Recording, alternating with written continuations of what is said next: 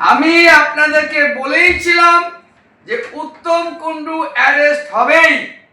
কারো ভাবার ক্ষমতা নেই উত্তম কুণ্ডুকে ছাড়ানোর।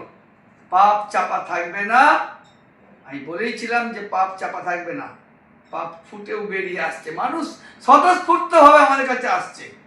আমি এখনো বলছি, যার যা অভিযোগ আছে, বহু অন্যায় করেছে উত্তম কুণ্ডু। উত্তম কুণ্ডুর অন্যায়ের শেষ নেই। উনি মহিলাদের চুল কেটে নিয়েছেন মাথার, এরকমও আছে অপরাধ, সেগুলো বেরোবে। আজকে ওনার কারণে একজন ছোটখাটো প্রমোটার অ্যাক্সিডেন্টে মারা গেছেন। ওনার স্ত্রী গতকালকে অভিযোগ উনিও করেছেন। এরকম আরো অনেক অভিযোগ আসছে, কিন্তু ছেড়ে কথা বলা হবে না। এবং কোমরে দড়ি বেঁধে গোটা তারকেশ্বর ঘোরানো হবে।